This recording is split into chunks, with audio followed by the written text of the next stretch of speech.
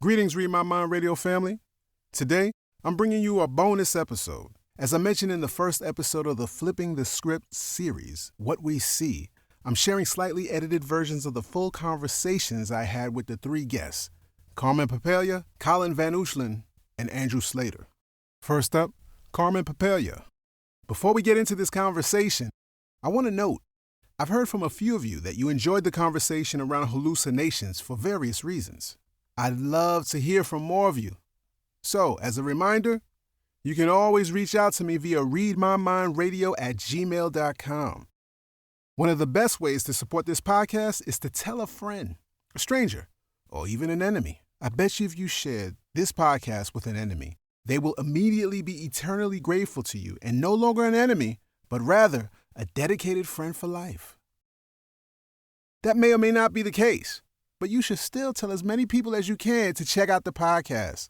Remember, it's available everywhere you find podcasts. The trick is spelling it properly. Now say it with me. R to the E, I, D. And that's me in the place to be. Like my last name. So now, let's get into the episode. But first, you know how we do. Read My mind. Read My mind. My name's Carmen Papalia. I'm a non-visual social practice artist with chronic and episodic pain. I am calling in from the stolen land of the Musqueam, Squamish, and Tsleil-Waututh people, where I was born and live as an uninvited guest. I'm on land that's colonially known as East Vancouver. I'm white with an olive complexion. I have black hair. I have a beard. Today I'm wearing a green wool cap, a pullover sweatshirt that's gray with, I think, gray and white lettering that says MIT on it. I was just at MIT giving a talk as part of a conference called Altered Access through the List Center at MIT. Can you give me a little bit of the description of your art, of your work in general? I started making work maybe in 2009, and that was even before I thought of myself as an artist. What I was doing then, I think I'm still doing now. It was at that time performances that I was doing to better understand my own position as a disabled person. I started just doing these, what I called experiments at the time, when I started using a white cane and when I started describing myself as disabled, to better understand how those terms and how the white cane positioned me, also like what that meant in terms of my position in my community and how that changed. Now I make socially engaged artwork that addresses my own access and then also how people who are disabled have agency and decision-making power in the context of institutions. I do a lot of fun sort of performance work where some of which I'm like replacing my cane with different things and then trying to navigate a public space, usually an unfamiliar place. So one of my performances is called Mobility Device, and I replace my cane with a marching band that I use to navigate the city. I also have replaced my cane with a megaphone in the past. Instead of using the cane, use the megaphone to identify myself, hail support from passersby. More recently, I've been like doing large scale installation work and curating. I just had a show at the Vancouver Art Gallery that I curated with a bunch of guest artists.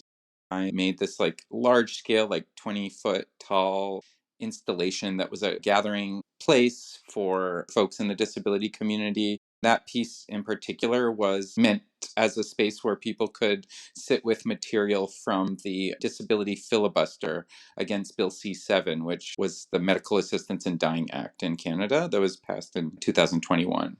I also have an organization that I co-founded with a friend, Mia Susan Amir, who's a Vancouver-based theater producer. This organization addresses leadership in the arts for folks in the disability community with a priority on the access and opportunity for multiply marginalized and BIPOC folks within the disability community.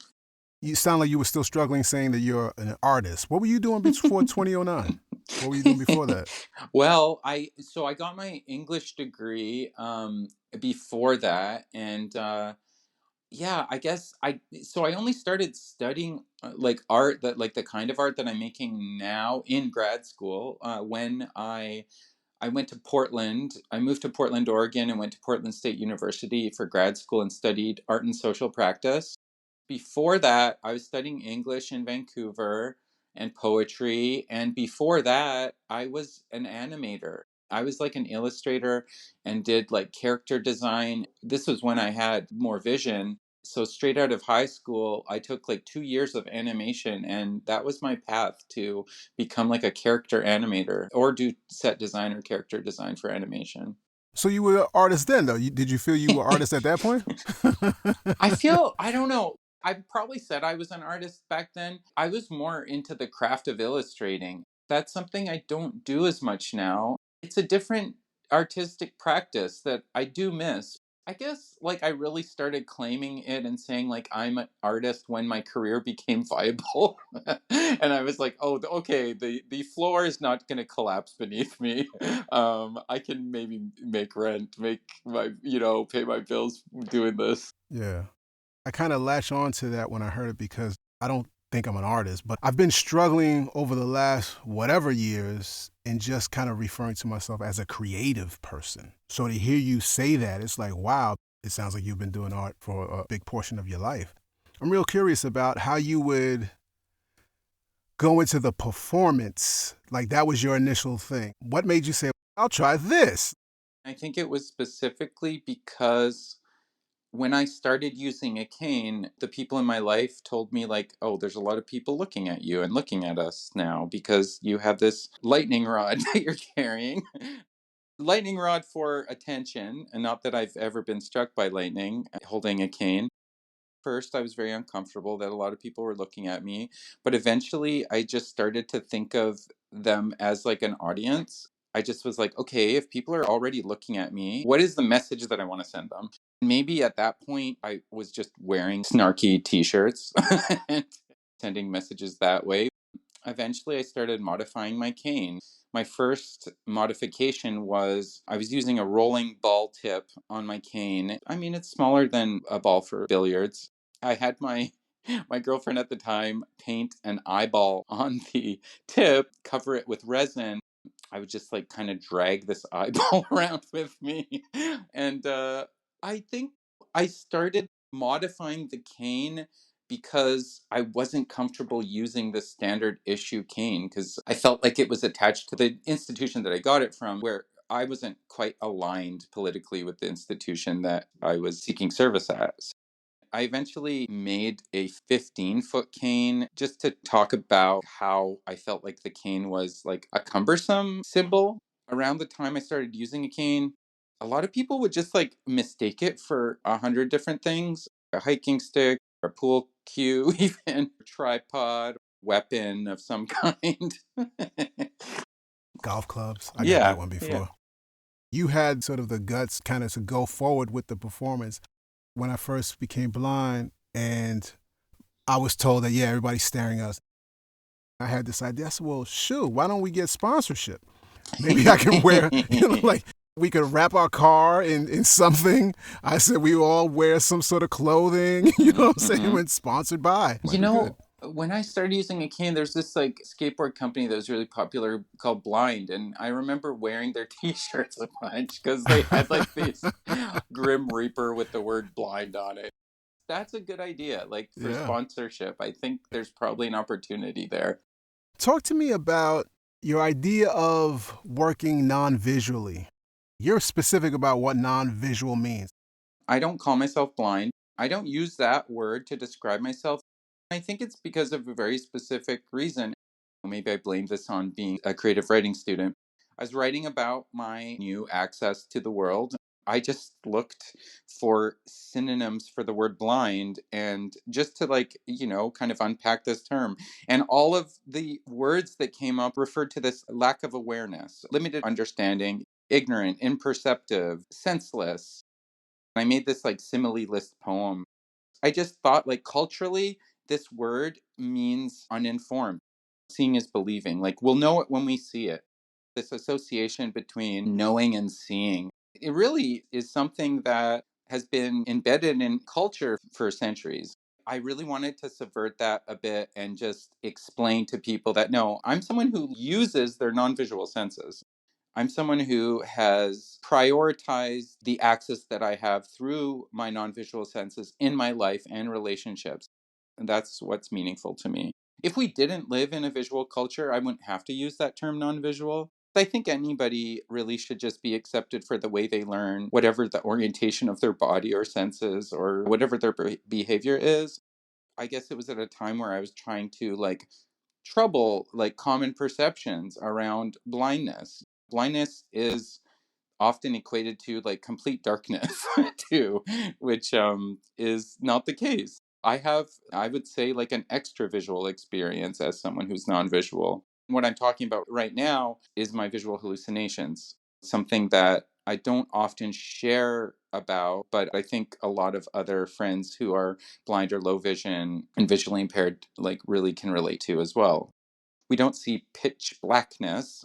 Many of us, what we see is very bright and stimulating. And I would say, for me, beautiful and spectacular. The way you describe the word blind, Hmm. I've heard folks talk about disability in the same way, but you use disabled. You use I that. do. Is there a difference? Yeah. Okay. So for me, the word disabled is I use it because I'm signaling my politics. I kind of get behind this idea that disability is socially constructed. The things that are barriers for me are social, cultural, and political conditions. They're cultural bias, discrimination, the fact that it's harder for people like me to find meaningful, accessible employment, the fact that people like me have a hard time finding medical care that works for them. These are the things that are barriers. The condition of my body is a fact. I can't change the condition of my body. I also have two degenerative conditions, so I really can't change the condition of my body. It will continue to change. But what I can do is live in a community where the kind of care that I need is understood. You probably met a lot of folks who don't use the word blind, but it's really about them sort of running away from blindness. Yeah, You didn't do that. You took on a non-visual way. You're really leaning into that whole for non-visual sure. thing. Yes, that's what it's about. I don't think that I lost my sight either. Something opened up for me when I started putting value in the non visual. My world opened up. That's what I'm continuing to explore in my work and my writing and through the various relationships that I have with other people who want to be part of that world too. Some of those people are blind and low vision, but some aren't. I do this project, a performance where and I've been doing this since 2010. It's my first exhibited artwork. It's a walking tour where I take groups. My largest group has been 90 participants. They all line up behind me, link arms, and shut their eyes. And I take them on an hour-long walk through a city on a route that I've mapped and that I'm familiar with. The whole point of the walk is to exercise our non-visual senses, something that we don't dedicate time or intention to. I don't really think of it as oh, this is simulating my experience of blindness. I can't show people how it feels to live in a visual culture as someone who's non-visual just by asking them to shut their eyes for an hour. But really, I can invite them into non-visual space, practice using their non-visual senses. That walking tour is really about the support network that coalesces when a group of people come together around the same activity, the ways that we care for each other when we need to. You can imagine this group of 50 people inching across a busy street in New York and how Yeah, holding up traffic. yeah, yes, and sometimes we do get people honking at us because of that. It's as much about the ways we navigate that than it is how we manage navigating public space with our eyes closed. With this podcast, I'm always thinking about those who are new to blindness, new to Hmm. disability. I know that somebody new is like, I don't know about all of that. It's like, I don't know if I can, it's a visual world and da da da da da. Is there an example of something that someone could sort of try on their own to even test the non-visual way, like Yeah. something that would give them a little bit of joy? Yeah, yeah. The thing that I did was learn to be an active listener. So I was an undergrad student at the time, and I took this course in acoustic communications. And a lot of our assignments were about just going into public spaces and listening for a period of time and writing a sound journal about what we heard, every sound event and quality of sound that we heard. And you kind of just learn that through practice. And this is how that whole field of study emerged too. It was really about like a group of researchers that were going out to document the soundscape. And I mean, that word didn't exist back then either. It was soundscape came out of this whole research. But really, it was just going outside and listening and continuing that practice. I think you learn a lot about what is there just because you're focusing and making space for it. That's how I really started to love this new perspective, I'll say. Finding places in the city that I liked being in because I liked the way they sounded. And that's just one example. I think you could do things with your tactile sense too. Some of the times that I feel like I love being me the most is when I'm in my neighborhood, maybe beautiful, kind of warm summer evening, and I'm using my cane. Usually, when I want to be in my body, I shut my eyes when I'm walking. Just being able to explore our surroundings for me, just through what I can hear and feel, I feel very free. I think it's because I've made a choice to value that space. That's the space that I want to know better. And I can do that in these ways. And I'm going to assume you don't compare in your head, in your mind, one experience to the visual experience. No, not really. I receive a lot of description of art in my job. So, like, as an artist, and I think I have like a really great situation that I've set up for myself where, like, usually when I'm going to an art gallery, an artist or a curator is describing things for me, which is nice. Or like a describer, someone that I enjoy their approach. It's usually pretty good description that I'm getting, but I don't equate it. I don't know. It's complicated for me because I think in some ways the description is the artwork, but it's also an entry point to it. It creates something, some relationship, flexibility where I can understand these words as the thing itself. We really are just interpreting through our visual sense, usually, anyways. We're subjective. If you're inspecting something visually, you're interpreting that and then reporting to whoever about it. That's the same thing that's happening when someone's describing what they're seeing to me, and I'm adopting it as a version of truth. It's hard to explain, but I do think there's some magic in describing something. There's been times where people have described artworks to me and sent me like a description in email. I'm like, I feel like I received an artwork. Oh wow, like we didn't even have to like steal this from the collection. It's I can send it to someone else now. Description is the Hmm. art. That's it right there. Totally. Let's get into what you call your apparitions, Yeah. hallucinations. Could you describe them first for me? Give me an example of what you see. What I'm seeing right now are they're sparkly, they're twinkly. It's like water. They're vibrant. They're colors like blue and purple and green with highlights of orange and yellow and red. Sometimes there's objects. There's different layers too. So like I just described the layer that's occupies my entire visual field, but there's also these visual events that happen too on a different layer. Some of those have been happening too while I'm describing. They take shape, like distinct shapes usually. And some of them are like what I call a backward C. It kind of swirls around my visual field. Sometimes it'll patrol, I guess. I've been writing descriptions of the various hallucinations that I see. The C one of the ways that I've described it and the way it moves is as a patrolling manta ray. It kind of just like swims across my visual field and then goes back and forth and back and forth.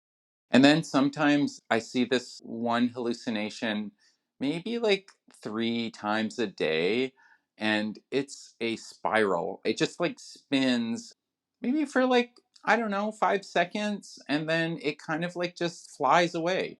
I have so many different kinds of hallucinations though, and like I'm always seeing them, and they have gotten more amplified over time. When I was young, they weren't as vibrant or prominent in my visual field.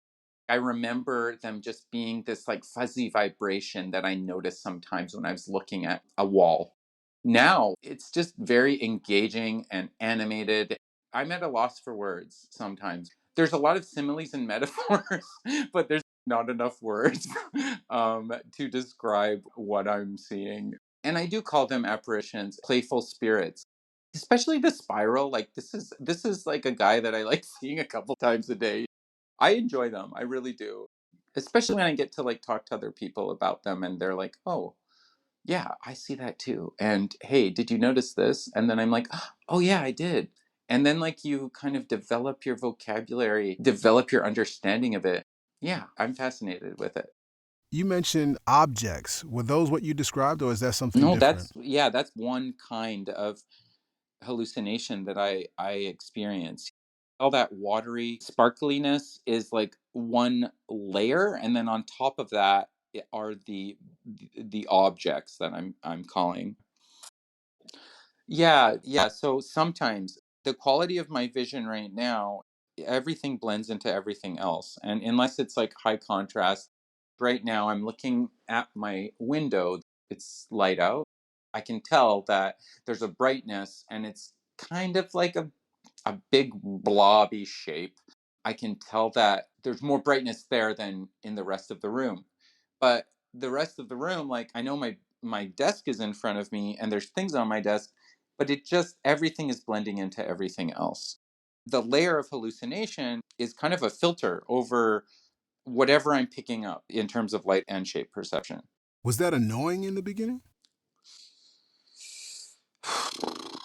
I feel like it started happening more and more when I had already realized or like accepted that I didn't have functional vision. Like I didn't have usable vision. I felt like I started using a cane before I needed it, but then eventually I was like, I can't use my eyes anymore. My vision is unreliable, so how much should I rely on it?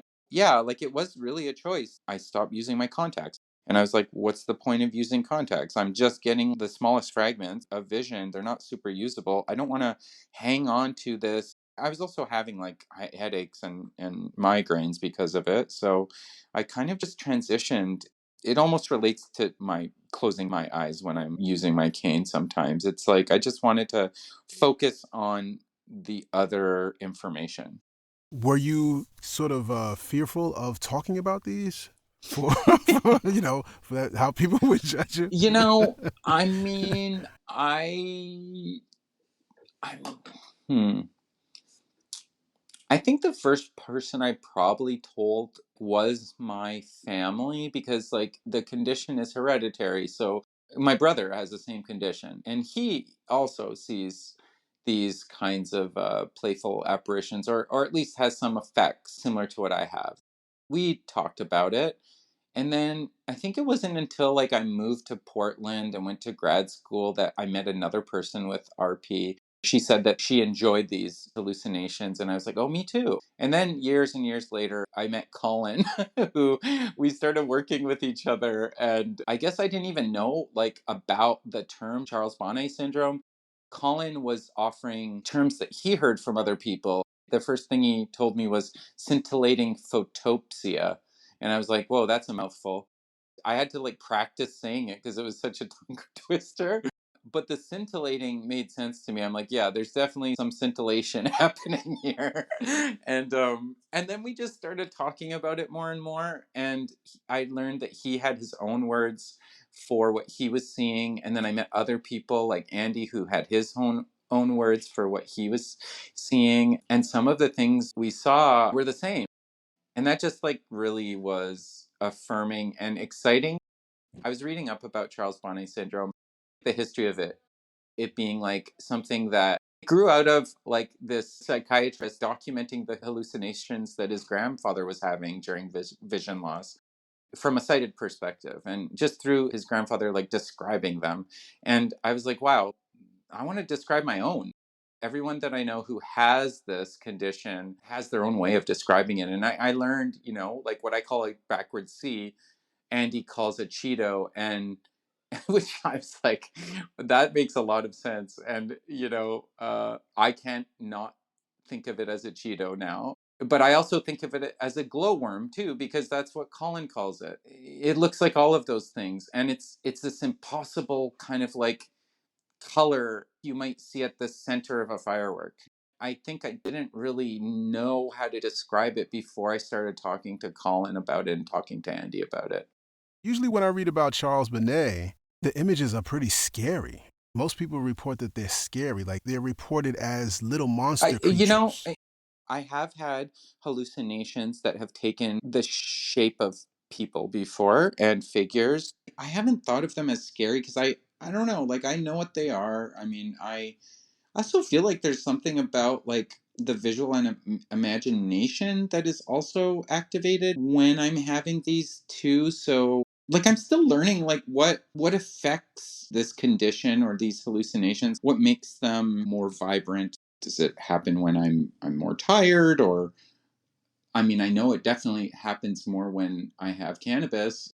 That really amplifies my hallucinations depending on what I'm using. Like, I want to learn the conventions of the kind that I experience. I don't know if it's Charles Bonnet. I haven't talked to my doctor about this. I feel like I'm really into like exploring this with other folks that experience it. I totally get that. And definitely no judgment on the doctor because my doctor told me soon after I had a surgery to remove the eye. It was somewhat soon after that I started noticing it, and I was like, "Wow, what is this?" And so I told him about it, and then he was the one who told me, "Oh, that's Charles Bonnet syndrome." And then I was reading on it, I was like, "This doesn't sound like what I have." Mine is like a bunch of shapes. Sometimes they're connected, sometimes they're not, or they're connected in certain ways, like thinly. Colin described something like islands. I just say these random shapes, and they're on top of a solid black. All these shapes and colors are sort of on top of that. You can't necessarily see any depth, but I say they're on top of it because that's what it seems like to me. They're constantly morphing, but I don't have any movement with them. It's more like a morphing. I do sit there sometimes and just really kind of focus in on it, and then it's changed. But you don't see the movement in it. It's kind of hard to describe, but it's changed. When they'll do like in PowerPoint, they do like a wipe or a dissolve, and then something else just appears in that place. It's almost like that, but it's a really fast dissolve, so you don't see it happening. That's kind of the best way I can describe that. Yes, it's absolutely tied to how I feel. If I right now took like a little quick 20-minute nap, when I wake up from that 20-minute nap, it is so beautiful because it's so vivid. Really? Yeah, because the black in the background is like just vivid black. It's beautiful. And then all of these colors are just so vivid. It goes from the haziness and then it's just boom, it's just bright. And it's just really nice, But again, no movement. Yes, it is the cannabis can help get some movement because I experienced it. I was like, okay, I'm going to try some edibles. The edibles would bring out these sort of really bright, almost flashing, maybe a couple of pixels because it can be very pixelated. What I'm saying too, this I can see the pixels. Right? There will be like these little lights, and then they'll flash, and then they'll flash. I'm like, oh shit, they're flashing! Like this is really cool. like I enjoy that. And then the other thing that I know, if I'm tired, I'll end up focusing on green. Even if green is nowhere near it, I'll be like, oh, wait, there's the green. And so, like, in my house, if we're sitting down watching the TV, my girls will say, Daddy, do you see any green? Because they know that when I see green, I'm going to sleep. That's really funny. That's awesome. Yeah, that's like a little bit of mine. But do you focus in on, like, sometimes I try to, I think it's called, like, the Rorschach, ink blot thing. Oh yeah. Do you try to find sort of what you're seeing in it? Do you sort of project like what am I seeing in this? What is this? I don't try to interpret it necessarily like is this an omen for something or but I do really enjoy seeing it move. And so for me, like I've described it before like an animated oil painting from space. It definitely has like an underwater quality to it too. Bioluminescence, oil in water, maybe with some food coloring in it or something like that. It's quite animated and dynamic for me. With cannabis, though, there are different varieties of cannabis that make my hallucinations take on different effects. I guess this is something I'm trying to explore with my brother right now, who grows cannabis for me. I also have a pretty severe pain condition. I grew up spending a lot of time in hospital. It's a pretty painful condition. It's degenerative as well with bone pain. But what has worked for me, especially as a replacement for narcotics, has been cannabis, as well as some other medications. Right now, that's one of my main medicines is cannabis, and especially what my brother is able to grow for me as my caregiver grower. This is a volunteer role through Health Canada, where we register for a growing license. He produces a certain amount for me, and we make concentrates out of it and various products that I use.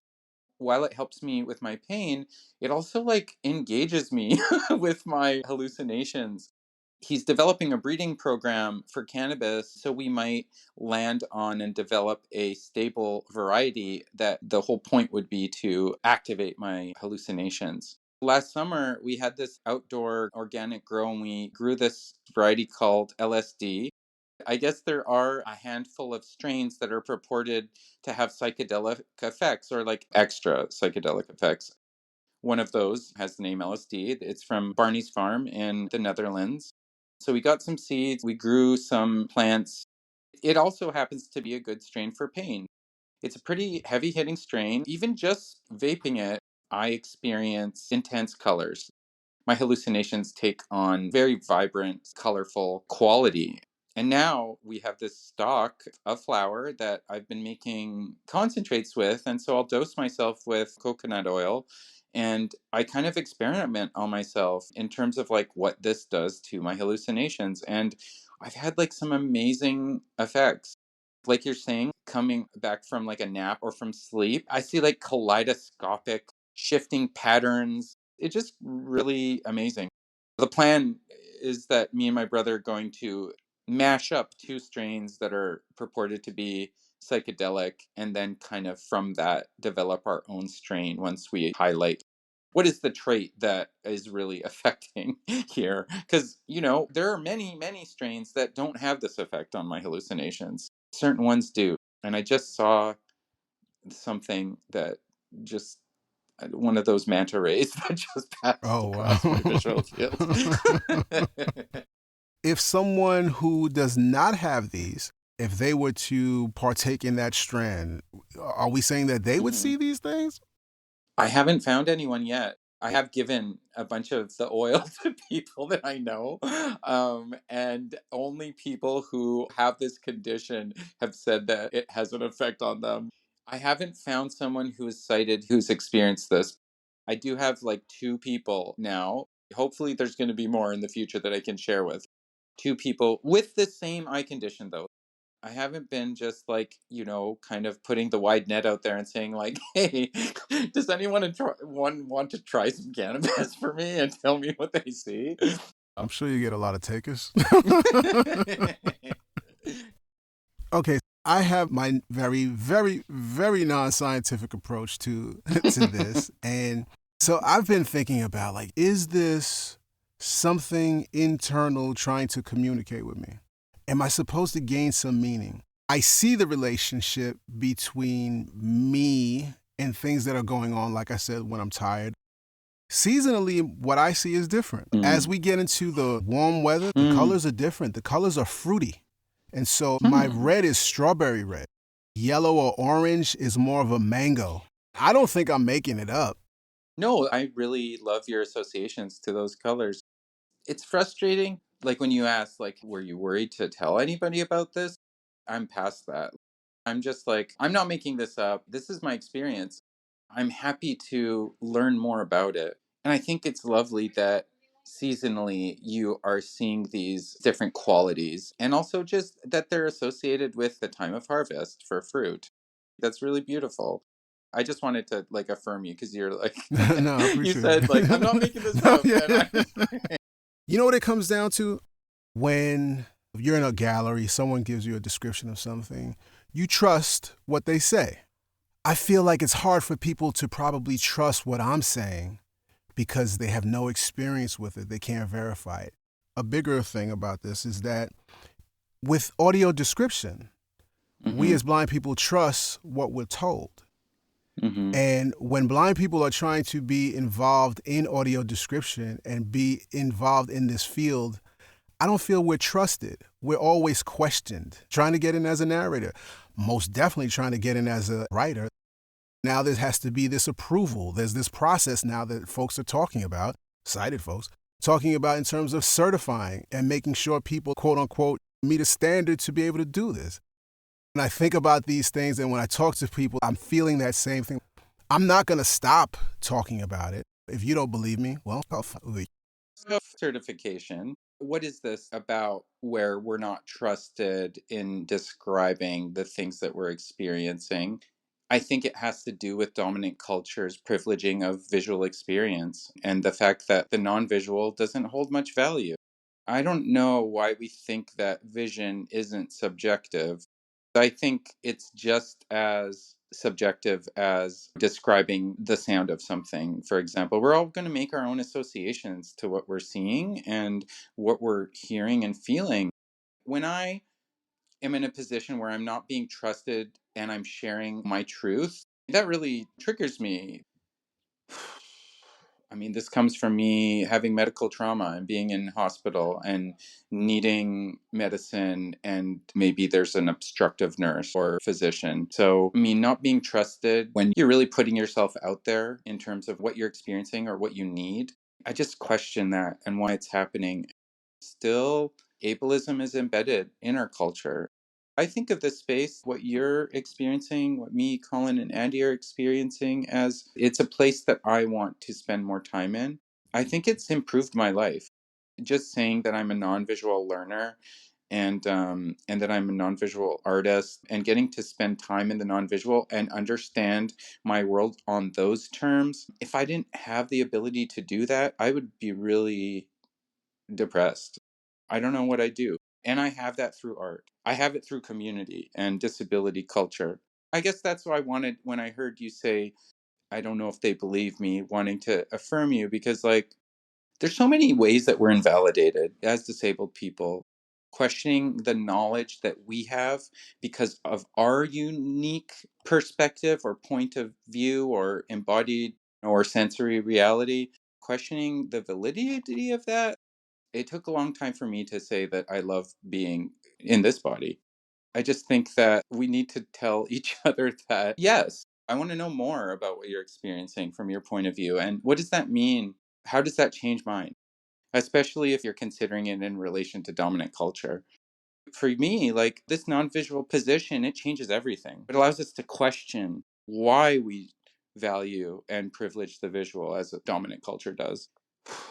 That just really struck a chord with me. I think it's one of the most valuable things that we have is like what we can learn through our unique point of view.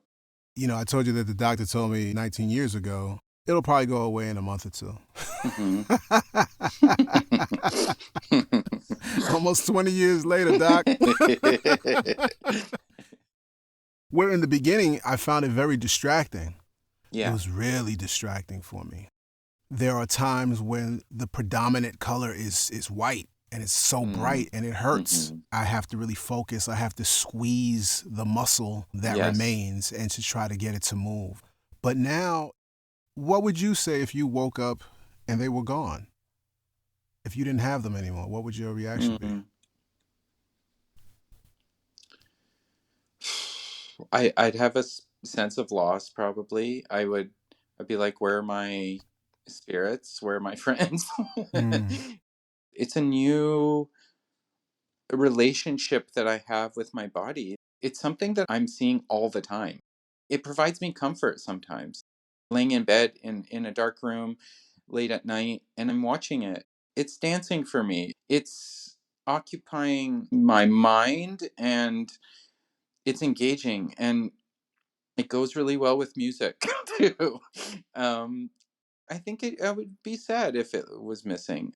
That's the other thing. Like When I had to see the ophthalmologist like throughout my life, it was always like, okay, in 5 years, there's going to be a surgery, there's going to be a cure, something's going to every 5 years. And then you kind of realize, like, when you're a teenager, that like it's not going to happen. I don't want a relationship to my body or the world around me that doesn't let me question what I get to question through what I have now.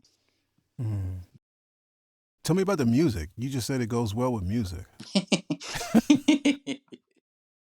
One night I woke up, maybe it was 3 in the morning or something, and I still had my headphones on. I guess like I had put Moog music on, a synthesizer music on Spotify, and randomly this album came on. I think it's Dominique Dumont, this Latvian sound artist.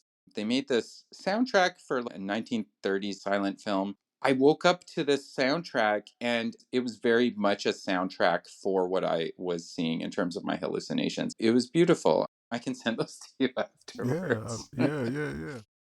Come on over to this episode's blog post on readmymind.com and I'll link you to the tracks available on YouTube. When I'm working with audio, Mm-hmm. that could be another time where things become clearer. There's some clarity that happens, and like I could be adjusting EQ, and sometimes I start to say, okay, I'm gonna go based on what I see. Mm-hmm. And so I'm adjusting. I'm like, okay, this feels right now because this is becoming clear. That's great. Yeah, wow. This is a lot of fun because I'm telling you, I tell my family about it, my immediate family, so my wife and my daughters. I don't think I ventured out and told anyone outside of my home about this yet. I mean, I mentioned that. Oh, I got Charles Bonnet. I know I have Charles Bonnet, but that's it. I don't get to go into detail. That's just like another condition that people are yeah, like, oh yeah, right.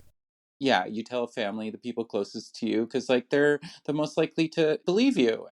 I love how it's functional for you in a certain way too, even as a system for telling what time of year it is. I love that. It's like your calendar. It serves a function within your audio production. It tells you when you're tired. I think this is something that's connected to disability art and just disability experience in general, and a practice that like productively engages with disability. We are always in some way trying to make meaning of these experiences, because what dominant culture is telling us is that there's no value in that, or you have to take this pill, procedure, etc., to get rid of that. The people who want to explore what it means to live non-visually or live as someone, even with pain. I actually think my pain experience is generative too. Like, it allows me to make long term, trusting relationships with people that are based in care. I share a lot with people. I open up a lot with folks, and because of it, of course, there's terrible parts to it too, but I think it gives me a lot. I think these hallucinations do as well. That's awesome and helpful. I asked you about the weed in terms of other people. Like, would you want other people to sort of be able to see what you see? Is that sort of the end goal, or is it just about inducing that and enhancing it for you and others who share this with you? Yeah, that's where it starts for me and other people who experience it too. If it was only for me, it would be enough, but I want to share it with more people. I want to share it with other people who experience it too. And I guess for visual people too. If I could create a new psychedelic that I can share with people that can have them inspire them or be beneficial in their lives, these hallucinations have a presence. They definitely make me feel less alone sometimes. And that's an experience as someone with pain and as someone who just has a sensory disability too. That loneliness, it's a very common experience within the disability community because it's hard for us to find each other, literally, sometimes. We're separated in impairment groups, separated from dominant non disabled culture. I think if it helps people address that isolation in any way, it could be good to share with anybody. I want to like make art from it.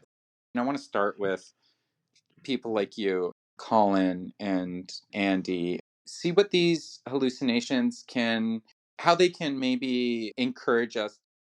What would you call your strand? My brother and I, this project that we have where we are developing this variety, it's called Impaired.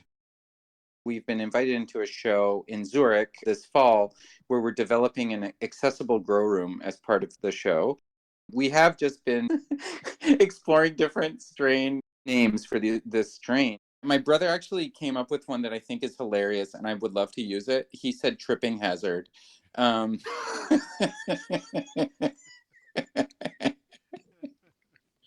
he's also low vision too, so like I thought this would be perfect.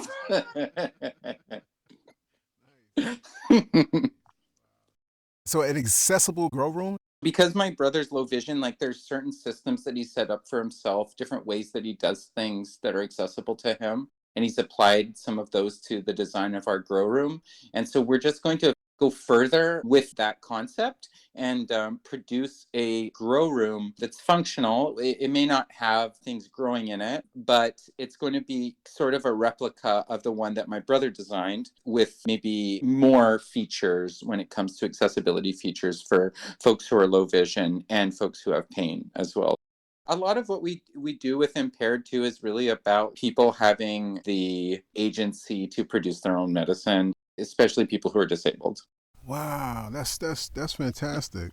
Again, with the connection of what this episode is about, blind people getting involved in description, it's also about, or it could be about, financial, maintaining themselves. And that comes out of blind people working with description. And what you're doing right now comes out of you describing your hallucinations. It's true. And I'll just say, like, my brother, he's like a heavy civil engineer. He's a project manager. He is a anomaly within his field.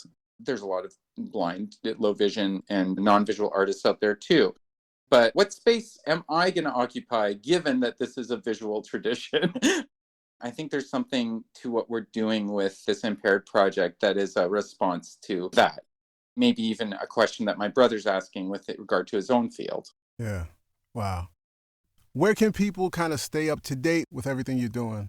CarmenPapalia.com may be updated soon. You can send an email to info@impairedproject.com. Our show in Zurich, it's part of a show called Interdependencies, and it's going to go up at the beginning of October this year. Carmen, this was fantastic. Yeah, I appreciate this, man. Totally. Thank you, Thomas. It's so fun talking to you. You're awesome. Peace.